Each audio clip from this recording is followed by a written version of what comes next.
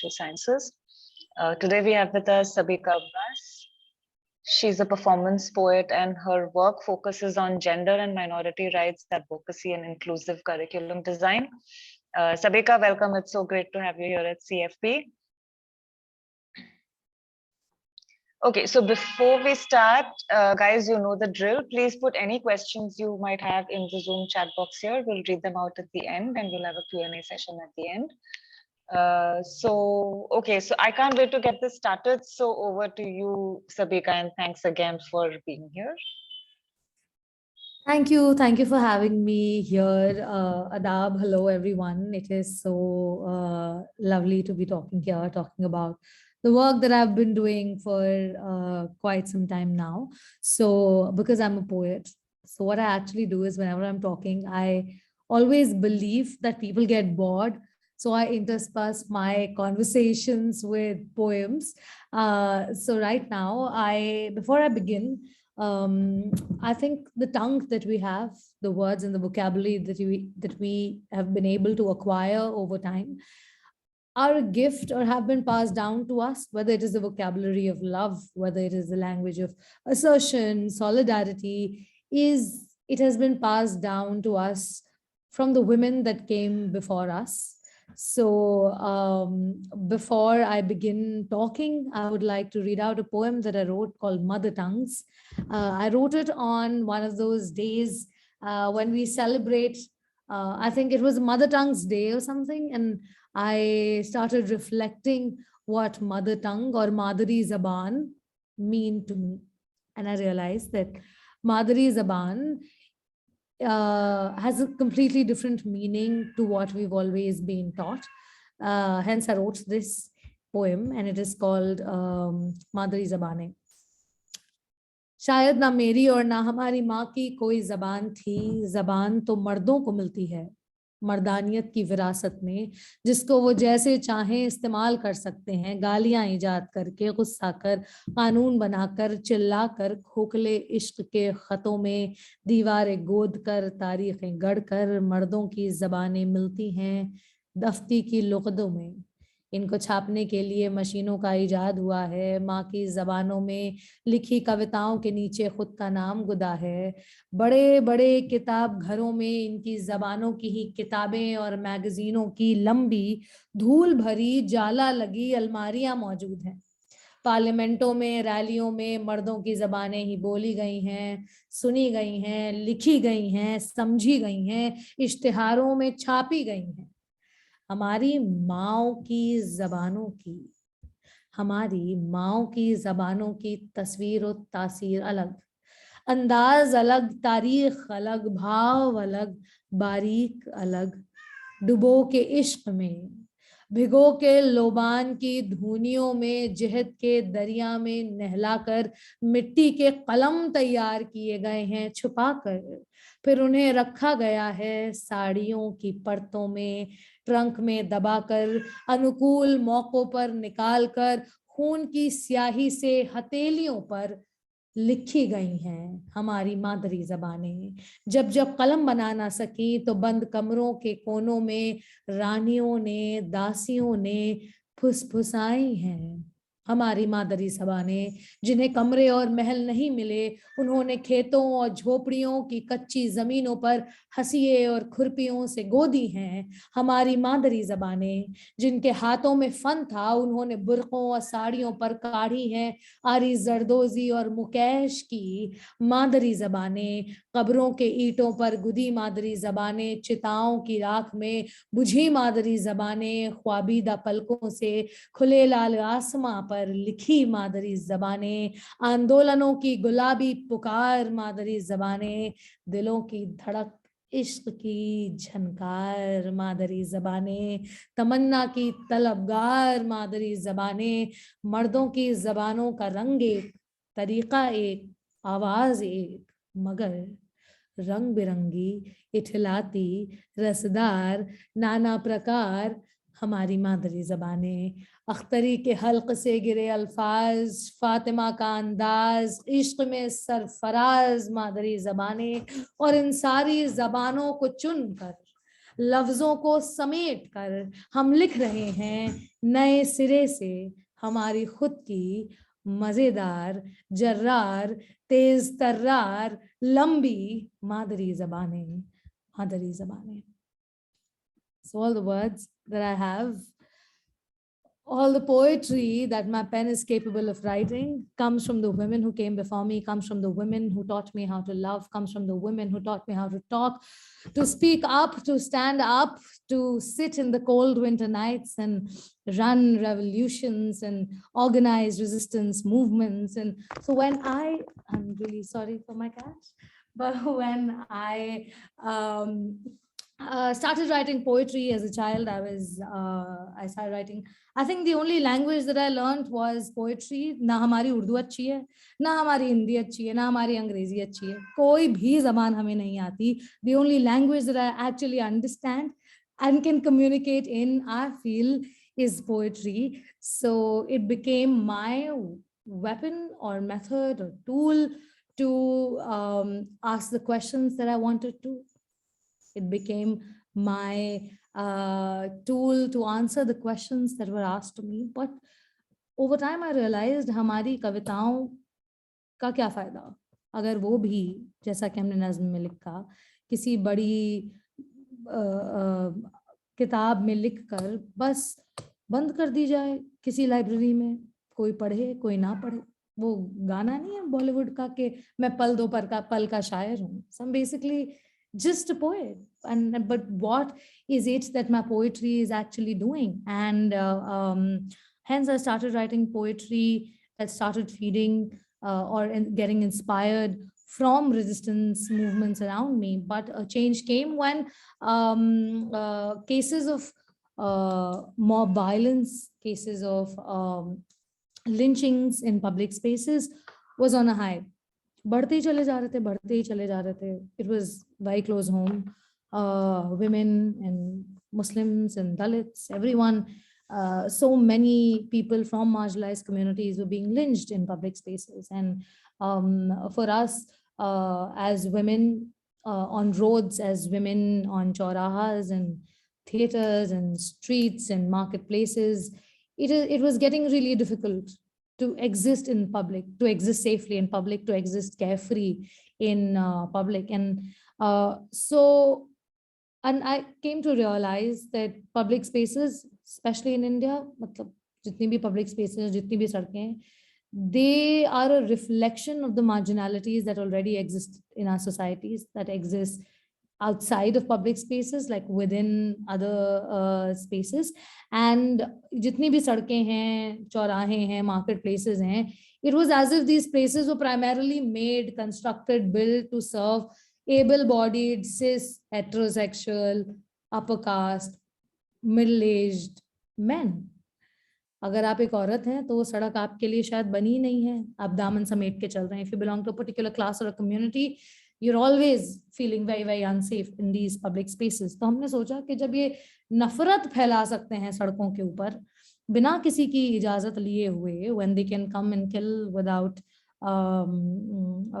any sense of remorse, without any sense of guilt, and be celebrated for it, अगर वो नफरत फैला सकते हैं तो इन पब्लिक स्पेसेस को हम सबवर्ट क्यों नहीं कर सकते? Why can't I spread love in the same spaces? And the only way that I knew how to spread love is through performing poems.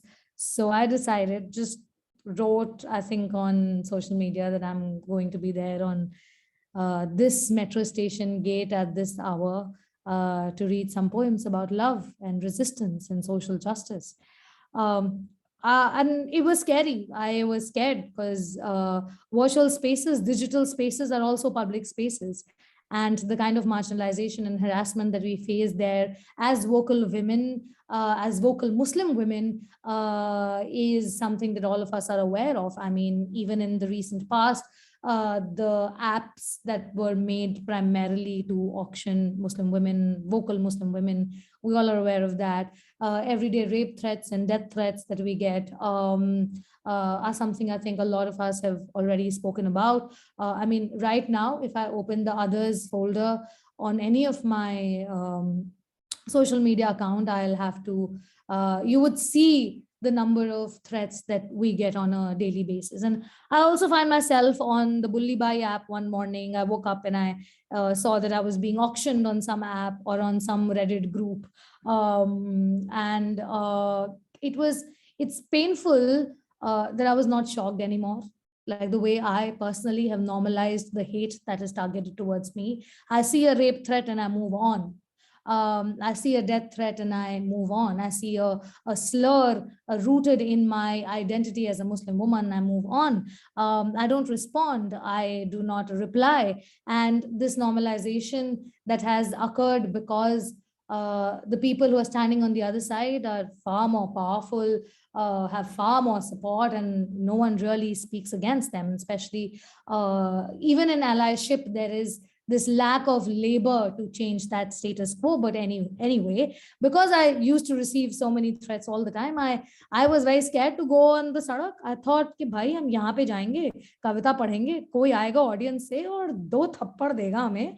What will I do then? How am I going to, people are going to come and say that, who are you? Why are you reading poems over here? Some police wala. And we've all, as student, people involved in student activism, we all know how brutally police beats us up. So I always thought that I'm going to have all these lafdas when I'm going to be there. I'm going to be beaten up, or someone is going to come and ask me, what is your agenda? Who is funding this agenda? And what propaganda are you spreading? And something will happen. But I thought, no, I have to be there, because I was, what added to this was right after Junaid's lynching in a railway compartment near Eid, around Eid, I was returning home in a train with my father, and it was a general compartment. And my father is, like a lot of North Indian fathers, very vocal about their politics in a train journey. I mean, not North Indian per se. I think that happens across India, where train compartments or chai tapris become spaces for very, very serious political discussions. So my father tends to be loud and talks in these spaces a lot, and he tends to speak against the current establishment. So I was very, very tired. And in a general compartment, you have those seats on top. I went and sat there thinking that there's little space and I'll be able to sleep. So for 5 minutes, I shut my eyes and I woke up and I didn't see my father. And honestly, I cannot put into words the fear that I felt at that moment. I thought that, God forbid, what must have happened to my father that he's not there. The possibility that he might have just gone and stood near the gate, or might have gone to the washroom, might have stepped away to take fresh air, it didn't occur to me. The first thing that came to my head was, oh my God, I hope he's okay. I hope nothing happened to him. I hope he didn't say anything political that led to something. And I was so scared that I continuously kept calling my father. And my father was just, as I am saying now, and didn't occur to me, was that he was just standing near the gate and talking to someone on the phone. And I was completely in tears, on the verge of crying, and so scared. And just to feel scared and so vulnerable is a feeling that you don't want to have. You want to be confident. That is what you aspire to be.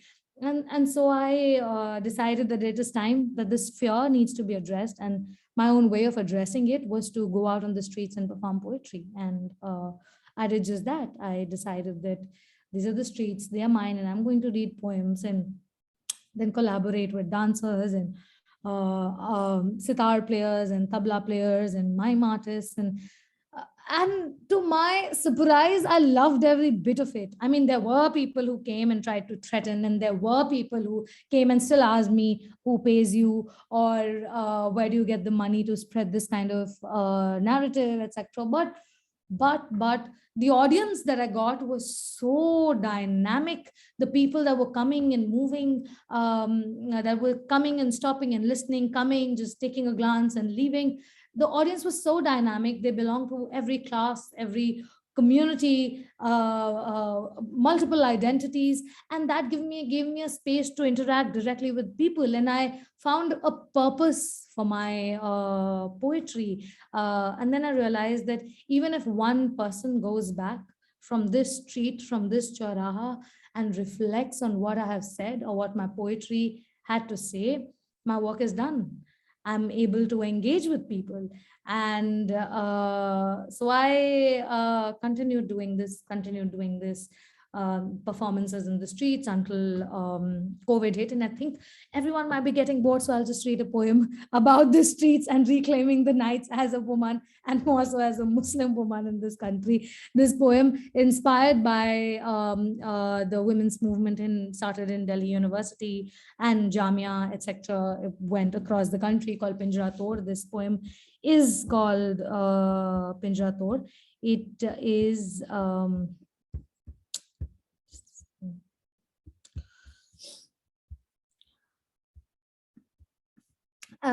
so this was actually the first poem that I ever performed on the streets.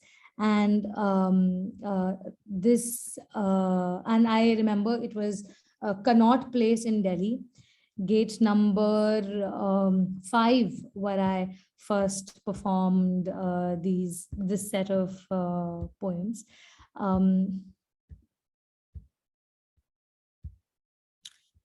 आज हम अपने बेशर्मी की बातें करेंगे, हमारी बेशर्मी उन हजारों औरतों की बेशर्मी जिनके पिंजड़ों के कुफ्ल दिन ब दिन और कसते जाते हैं। तुम वो कि जिसने मेरी गर्दन पे लगे ताले और भी कस दिए, तुम वो कि जिसने आजाद देश में बिन बताए मेरी आजादी ले ली, तुम वो कि जिसने रातों को खुद के नाम लिख लिया और हमें बेदखल कर दिया। उस जायदाद से, सितारों से भरे गहरे नीले थाल का जरा सा हिस्सा भी हमें ना दिया, और जब मैंने मांगा तो इज्जत और सुरक्षा के अनोखे पाठ पढ़ाए, जब कुछ छीना तो कभी कभी घर लौट ना पाए। तुम वो कि जिसने पैरों में जंजीर लगा दी, सभ्यता, संस्कृति, मजहब की दीवारें उठा दी, तुम वो कि जिसका पहरा है और जहनी रंग गहरा है, नजरों को हमसे पेरा है, चौखट पे मेरी अब तो लक्ष्मण रेखा का सुरक्षा बलों का डेरा है। तुम वो जो जोर लगाते हो, हथकंडे नए अपनाते हो, आवाज हमारी दबाते हो, और तुम्हें लगा कि हम खामोशी से साल दर साल, सदी दर सदी, दरसगाह दर दरसगाह, मोहल्ला दर मोहल्ला, मुल्क दर मुल्क तुम्हारी जंजीरों को मानिंदे जेवर पहनेंगे, तुम्हारी रस्सी को हार समझकर सज लेंगे, जबानों पे लगे तालों पर होठ की अलाली अक्स करेगी, और हम औरत तुम्हारी पितृसत्ता का रक्स करेगी। नहीं, तारीख में ऐसी तारीखें बार बार आई हैं जब औरत ने बिजलियां गिराई हैं। नहीं नहीं, तुम्हारे दिलो जिन्स पे नहीं, तुम्हारी मर्द परस्ती पर, तुम्हारे सुरक्षित किलों पर, तुम्हारी मबाशरत के पैमानों पर, तुम्हारी इज्जत व इस्मत के लंबे दरख्तों पर हमने कुफ्ल भी तोड़े हैं, पिंजड़े की सलाखें मोड़ी हैं, और हर रोज यही जहद जारी है, फिर एक खंजर को हम कलम बना लेंगे, रस्सी का घुंघरू बांध के हम सड़कों पर, स्कूलों में, नौकरी पर, धरनों पर, किताब घरों में, दुनिया के चप्पे चप्पे में एक नया नाच दिखलाएंगे। और फिर तुम वो होगे जो नुक्कड़ पे बैठकर मेरी बेशर्मी के तस्करे करते रह जाओगे, मेरा किरदार मेरे कपड़ों से मापते रह जाओगे, मेरे बॉडीगार्ड की नौकरी छुटने के बाद तुम बेरोजगार हो जाओगे।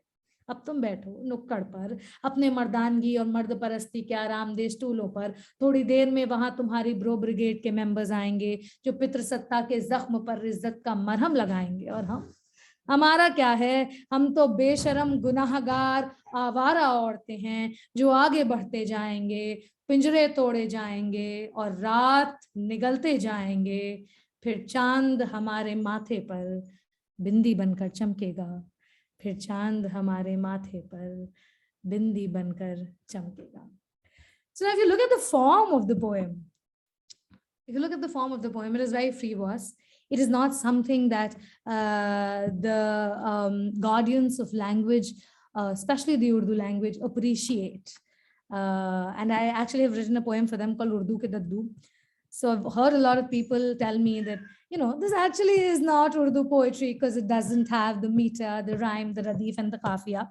I teach Urdu poetry, and I know the, the elaborate meters in which a ghazal needs to be written, or the form in which a nazm needs to be written. But what I actually found is, over time, the purpose of my poem, again, was not to be seen as a mere piece of literature, but far more than that. I wanted my poems to be sadak chhap, because I wanted the language of it to be the slogans that will be raised in the streets, to be the slogans that will be raised at protest sites. So I wanted every person to understand it without it having,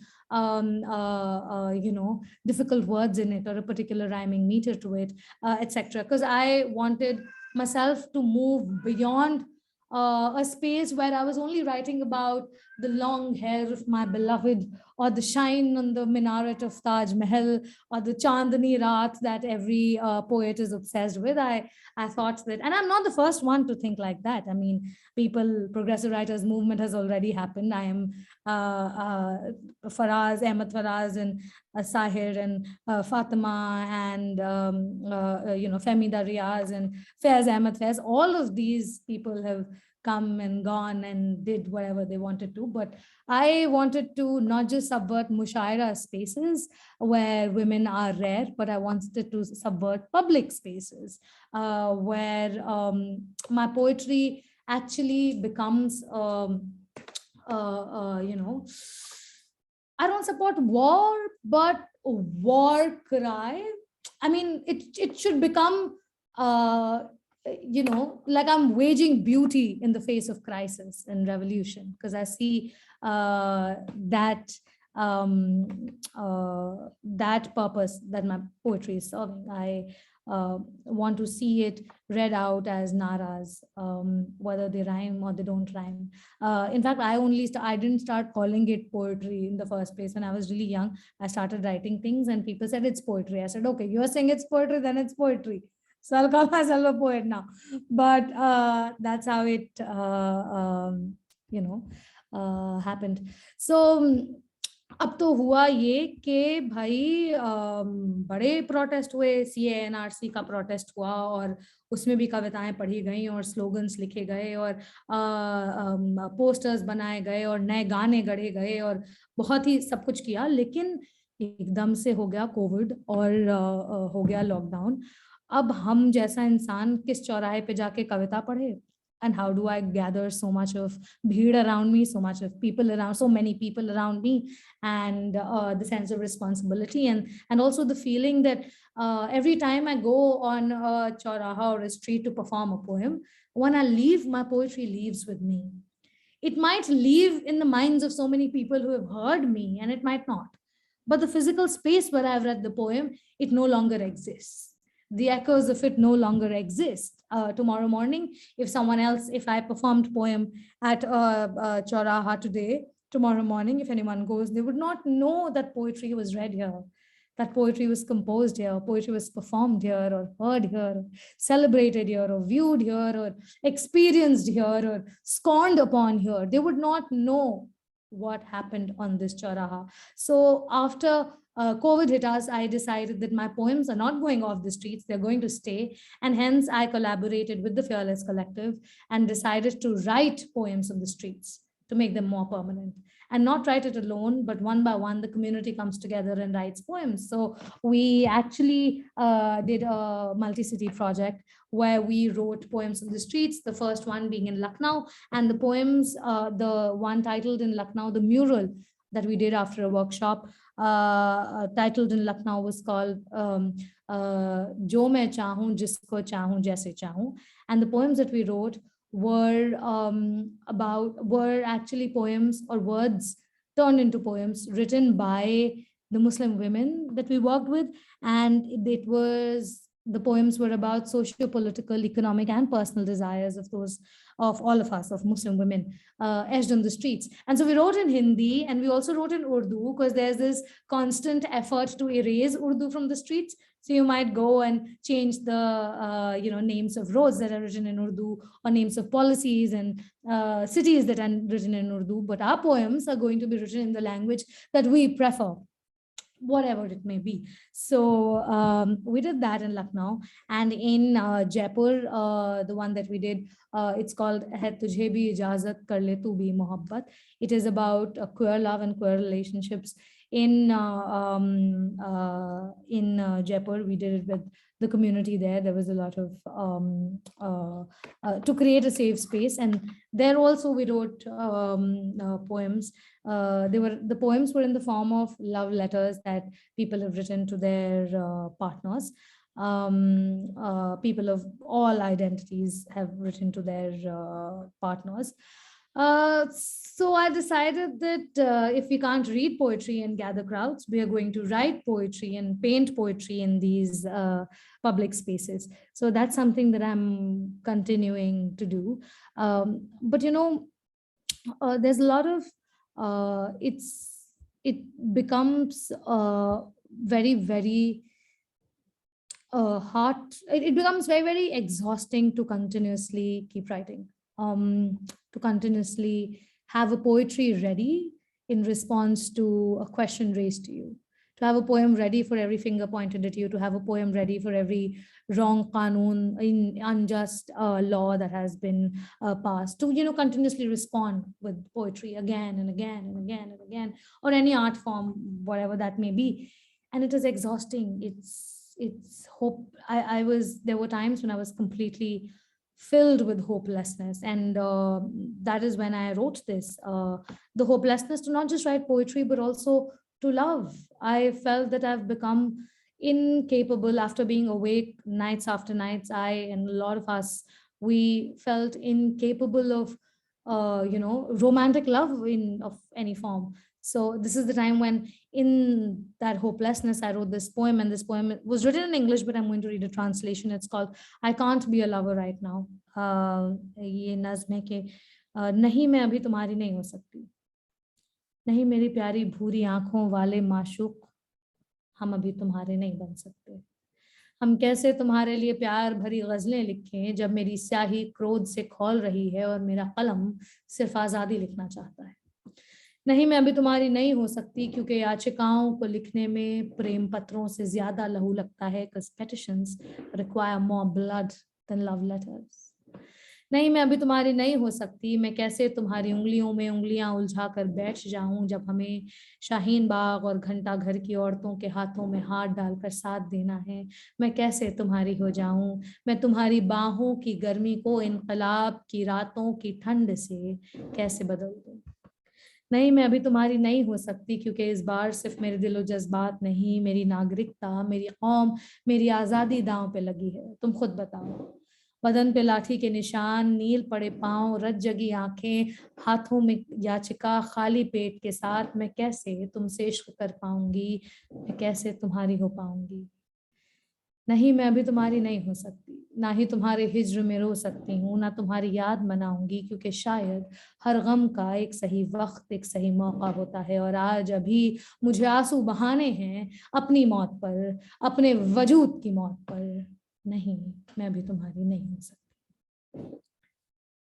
So there was a point where I didn't want to write anymore because I saw so much of destruction and so many police notices and so many of my friends behind bars, and so many houses burnt down, that I thought, what is my poem anyway?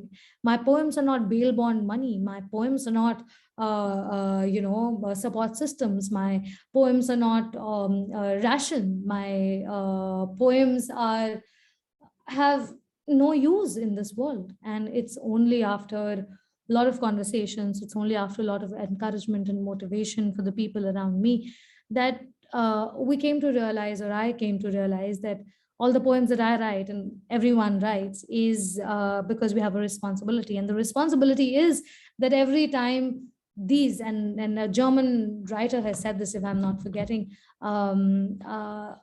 Brecht has said this, that every time when someone is going to talk about the times of oppression and marginalization and zulm, they will never ask what this person was doing or that person was doing, but the first question they'll ask is, what were the poets of those times doing?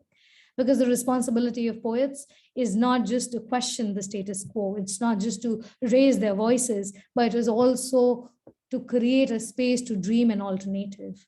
Our poems are not just questions and as part of resistance movements, but our poems are also archives of our struggle, those archives that no one else is creating. Through our poems, we are telling stories that no one else is writing, because the media refuse to tell what we are going through. We are going to write poems so that they are remembered. You might burn papers, you might put us behind bars, but our poems are going to stay to tell the story of our resistance and your oppression, of our will to innovate and dream, and your continuous efforts to bring us down, and our strength to come out again, our resilience to come out again and speak louder. So I think that over time, one realizes that the work of poetry is not just limited to raising questions or to add aesthetics to a protest, but to also create a space for an alternative dream, to create a space of hope, to be archives and to tell stories of oppression that every community has faced. And I think that our generation is very, very fortunate to have poets who are continuously writing, continuously using the blood of their hearts as ink to write on paper, to write on walls, to write petitions and file FIRs. And so I think that that is a responsibility that I was able to inculcate in me as a poet. So while we're talking about hopelessness, I think I want to end this conversation with a little poem about hope, because we always have felt that, we always say, "Ummeed pe duniya qaim hai." Hope is what runs the world. But hope is not easy. It's not simple. Hope is a lot of hard work. So this poem that I wrote after multiple episodes of hopelessness, multiple episodes of not writing. So it's called Inshallah. And it is inspired by Danisha Lamoureux's poem. It goes like this: that every morning when I wake up, my ribs are heavy.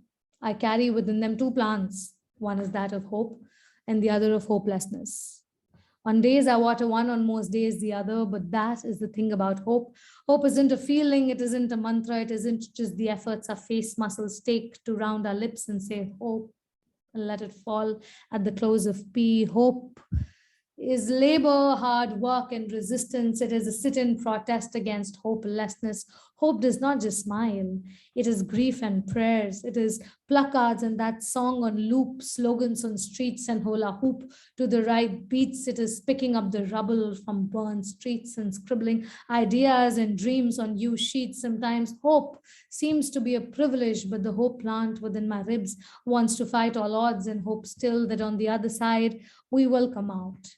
We will come out more compassionate, kind, dismantling systems of marginalization, more love and safe spaces, more calm and less races, inclusive workspaces, cleaner air and cleaner hearts, original news and greater starts.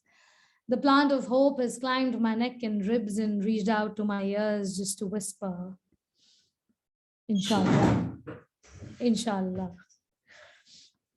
So, this is what I wanted to say. कविताएं लिखते हैं और अभी murals बनाते हैं पूरे दुनिया में घूम घूम कर और yeah, so if you have any questions or comments, please let me know.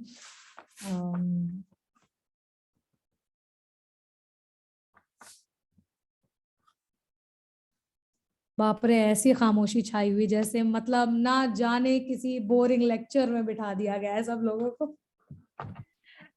I think everyone's just a little tongue-tied. Okay, guys, so if you have questions, please put them on chat.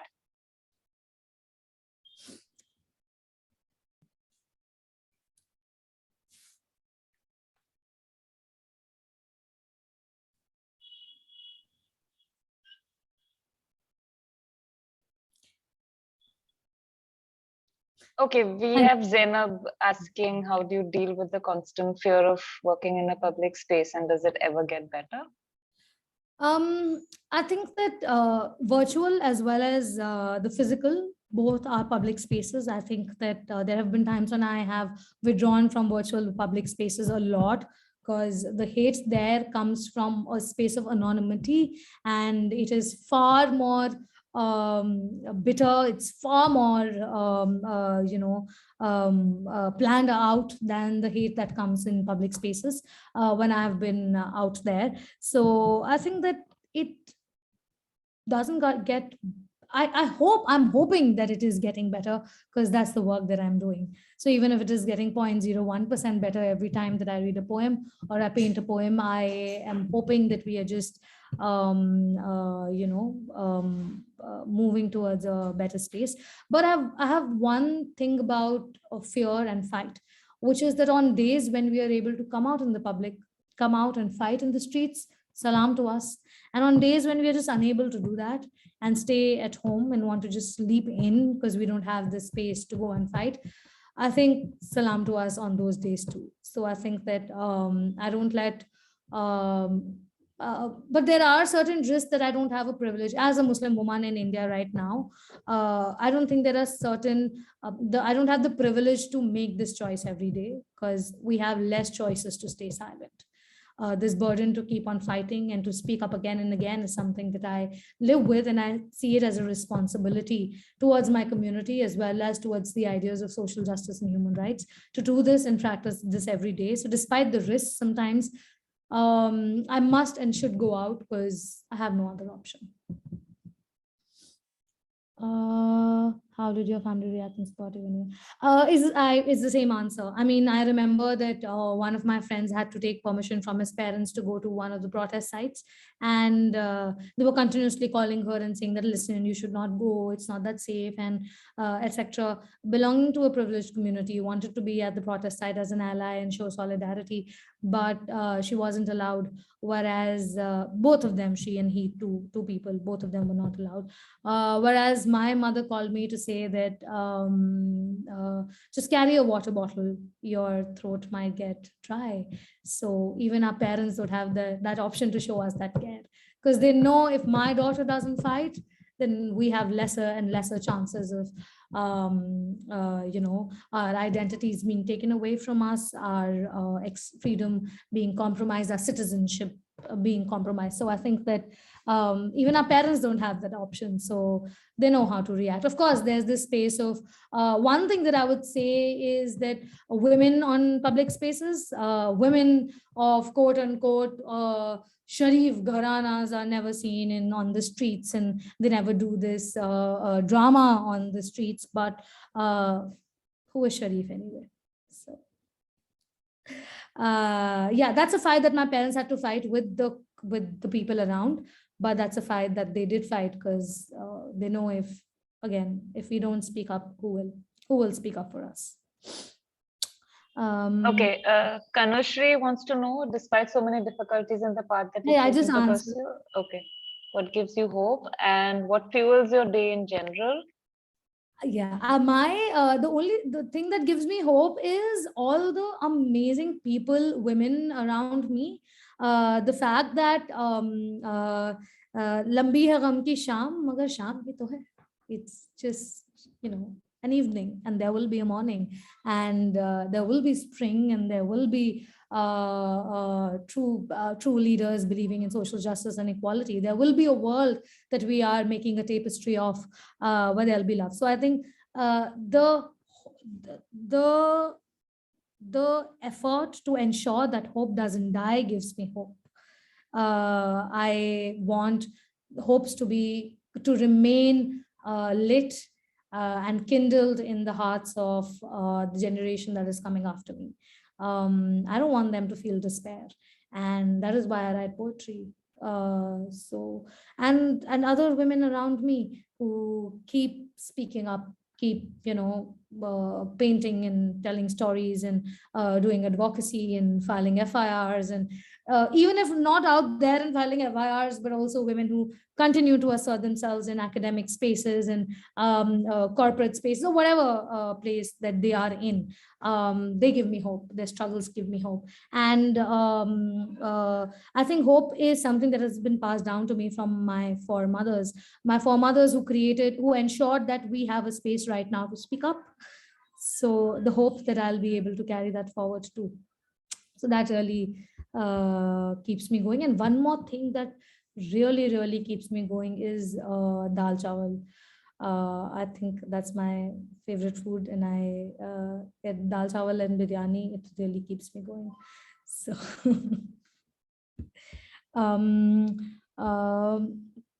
family, hope, what fuels your day in general? Women speaking up often becomes a place of joke, especially which is against. Oh yes, women speaking up always face hate in the form of jokes and humor, because humor is very political. Well, I have a very good way to fight. I do stand-up comedy. So I have a lot of jokes to crack back at them, and really dark ones. So I face misogyny and patriarchy like any other person who is not a cis man faces. And I think some days I think भाई आज time है, आज आपसे भिड़ लेते हैं, आप आइए और हम आपसे लड़ाई करेंगे, बहस करेंगे. And some days I'm like, आपकी opinion आपको मुबारक. On days I just crack a joke, use that as a mechanism to defend my fight. But yeah, I do not, one more thing before I move forward is I do not glorify this fight and struggle. I am working so that no one else has to fight and show strength all the time. This burden to be strong always, this burden to speak up, to fight, to take things heads on, is a lot of glorification of the victimhood that we face, the marginalization that we face. It's exhausting to be strong all the time. It is exhausting to continuously be labeled that. This resilience, bhai nahi chahiye. I want to be supremely vulnerable. I want to crash in the arms of my loved ones and cry and not be strong. So I want to be in a space where we don't have to be strong all the time. So this I don't want to glorify the fight at all. I don't want to be a hero. None of us want to be heroes. We simply want to be people who don't have to wake up next morning as a younger, like my whole generation wakes up every morning doubtful at the future, because we think that the privilege to dream, to gossip, to plan a future has been taken away from us as Muslims in this country. When our cousins get together, we don't gossip. I mean, not that I support toxic, bitter gossip, but just casual chit chat that cousins do when they get together. We don't. We talk about politics. We talk about whether there's a future we have in this country or not. Whether my cousin who has a child right now, the kind of trouble that they face in their schools and the kind of names that they are called in schools. So I don't want that strength. I don't want to be resilient. I don't want that label. None of us do.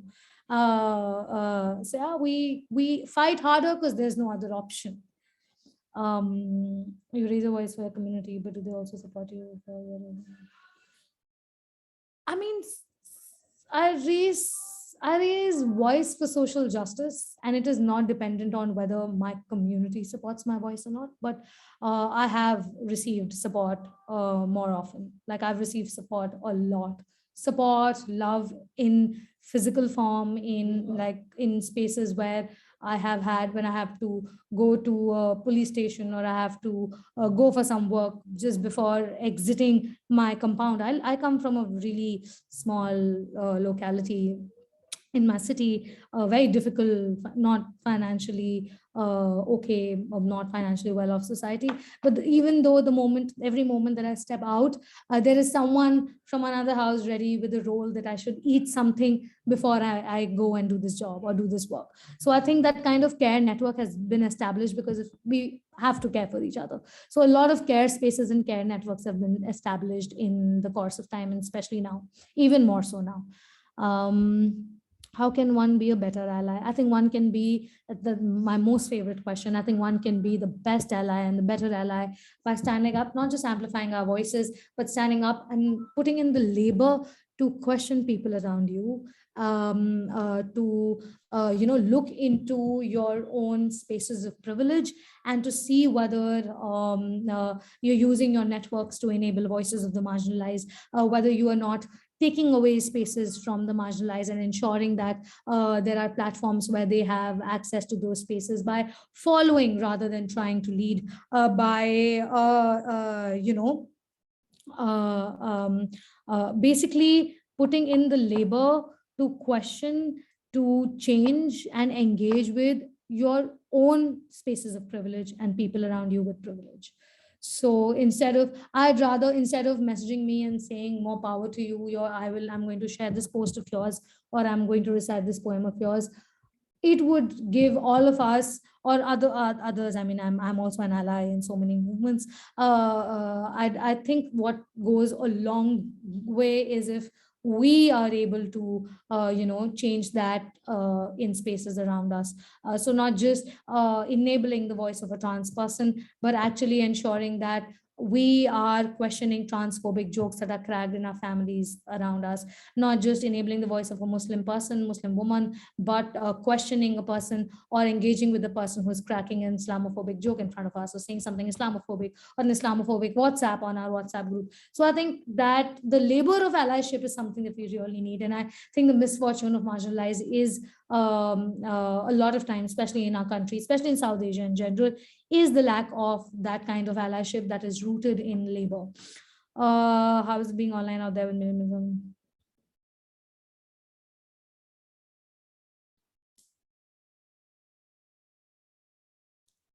I think that how is being online out there? There are billions of people reciting poems and spreading the message. Online spaces, as much as online spaces are important for us, they give us space to run movements for narrative building, but there are continuous efforts, like for example the apps that were created recently, or planned attacks on journalists and vocal voices, people who do fact checking, etc. Is that this continuous effort to erase them or throw them out of these virtual spaces, these narrative building spaces, so that their voices are not heard. This is something that have been done with the marginalized for a very, very long time, that, we're not going to let you speak, not going to let your voices heard. So this keeps happening in virtual spaces. But today is a hopeful day. So today, I believe that all these poems together are creating a dream or a picture, or like a plan. I think you all will know the right word. घर बनाने से पहले जो खाका तैयार किया जाता है, so that khaka is what our poems are creating together. Poems from Palestine to Kashmir to Bastar to Syria to the indigenous nations. I think there's the poems might be on different issues, but the echo is that of love and social justice, and that remains the point. The fear of people getting offended will always be there, and I think that is a good space to engage with each other, to become better, to make our politics better, to make our articulation better. I think the best way to do is to hear, to listen to what those who should be actual decision makers are saying about their own community, their own problems and their own issues, and just follow the narrative.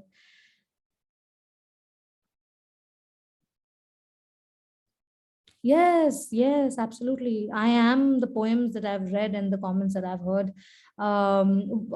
It has changed me a lot. I think it has made me more grounded. It has made me realize that we need to go out of echo chambers and speak into variations of spaces and variations of people, so that our word and message is louder and clearer and reaches more and more people. So public spaces have transformed me in a huge way. It makes me feel small and significant, and significant and small. So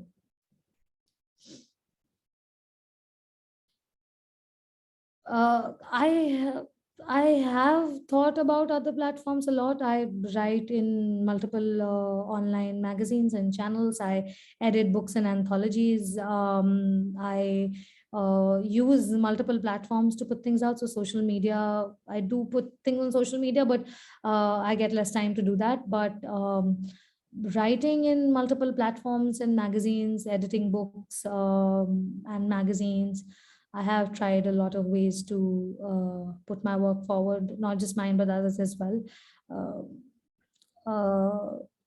No, it's a combination. I think it's not just one best way, but I love performing in public spaces because I think I'm able to reach a far larger audience. And I think the attack of love, the waging of love has to be multi-pronged, from social media to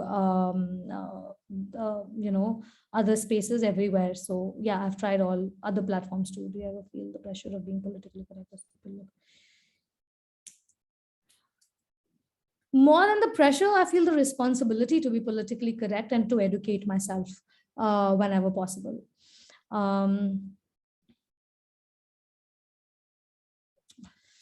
But I think external factors, there are times when I use words that can keep me out of the police station, out of the police lockup. So I do try to sometimes keep myself safe and use certain words. But no, I don't think external factors really change what I want to say and how I want to say it. I might, because that's the thing about poetry. Sometimes you are able to say the most powerful of the words without letting the oppressor come at the edge or finding a way to question you. Because remember, we have innovation and creativity that the oppressor doesn't. They only have single tool, we have multiple. So I keep everything unfiltered most of the times. How do you deal with those women who are still in the support of the orthodox ways of being and keeping quiet towards them? How do you explain them? It's just not right. I don't see the world. So when it comes to people, not just women, but people who continue to, be misogynist or continue to believe in certain oppressive ideals or practices, I think engagement and conversation is what I do, and I have done because I work with communities a lot, multiple communities across the world.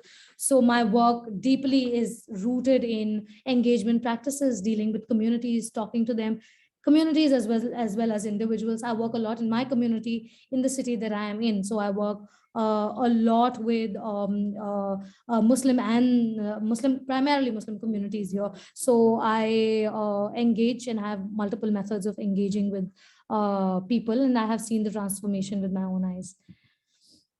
What are few of the positive outcomes? Oh, lots of positive outcome. And I think that's a very hopeful question. Lots of positive outcomes. I've seen people getting inspired and writing themselves. I've seen people taking to streets and performing themselves. I have seen people ready to question and have conversations. I have so many positive changes, so many heartwarming positive changes. There are times when I wake up and I'm so low and I might just get a message saying that, this line of yours or this poem of yours helped me get through this, or gave me the strength to write this story and publish it. So I think it gives me a lot of encouragement. So yeah. What particularly inspires my words? I think मेरे अल्फाज कुछ भी नहीं है सिवा मोहब्बत के is what I believe in, that my words are nothing but love. So what inspires my words is the audience that I have and the purpose that I have. Do you prefer any language more over the others to reach your listeners better? Yeah, one thing I always say, अगर दुनिया में हम अपनी जिंदगी के 25 साल के बदले में कायनात की हर जबान सीख सकते, so I would have given 25 years like this of my life just to learn all the languages in this world. But unfortunately, I only know a few languages, so I try my best to use only the languages that people around me will understand. But I think my vision for Sar-e-rahguzar, or the initiative that I work on, is to get more and more people who are able to, who write and speak and perform in multiple languages, to come and perform on multiple streets and chaurahas, because every street has a different language. So I try my level best, and unfortunately, I don't know so many languages. Although I prefer writing in any language that disrupts the status quo, as in I try to mix languages. I mix English and Hindi and Urdu. The old wise men of poetry get annoyed at it, but who cares? So yeah. Do you feel the upcoming generation trying to understand different aspects and trying to eliminate hidden crime? Yeah, one thing I would like to say is, as much as I see the upcoming generation trying to do that, I also see the upcoming generation more vulnerable to radicalization.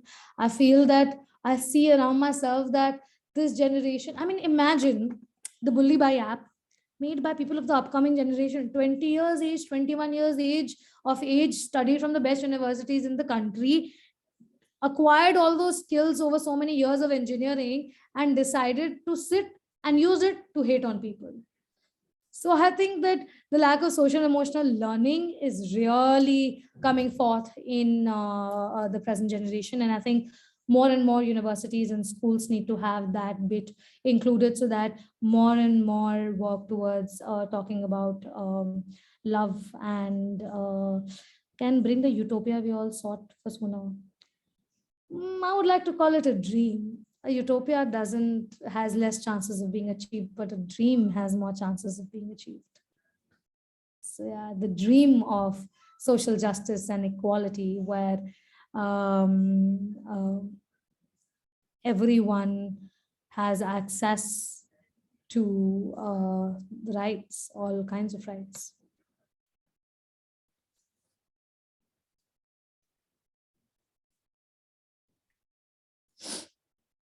Okay, I think we have come to the end of all the questions. So, Sabika, thank you so much. That was brilliant and eye-opening, and the poetry was just so amazing.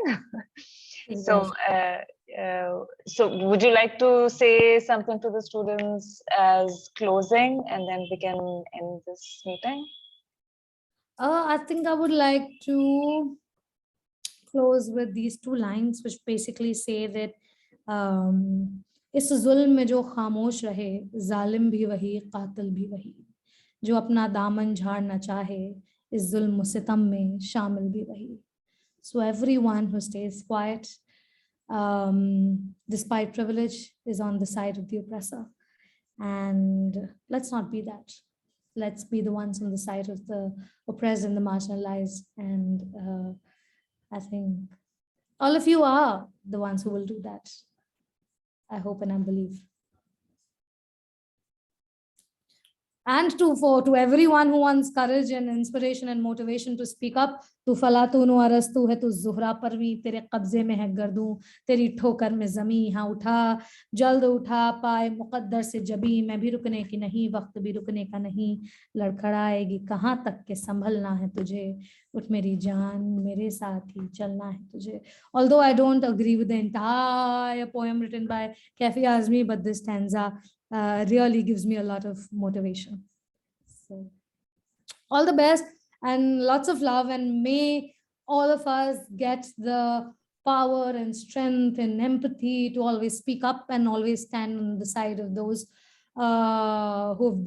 whose voices have been taken away. Thank you so much. I mean, I don't know, I feel I'm feeling a little filled with revolutionary zeal right now, like right away I want to go and do something. Okay, so Sabika, thank you so much, and special shout out to your cat whose tail we saw now and then in the beginning, and then your cat went away somewhere. I don't know where, but I definitely missed it. And thank you to our Dean, Samir Shah, our program chair, Kat, and the CFP team for their support.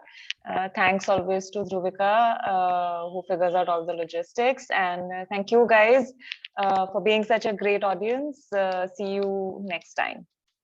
Bye. Thank you so much for having here. I have sent my I've sent my email address, shared my email address as well as my Instagram handle. In case any one of you has more questions, wants to write, wants to ask, share poems if you write and want feedback on it, I would love to do that.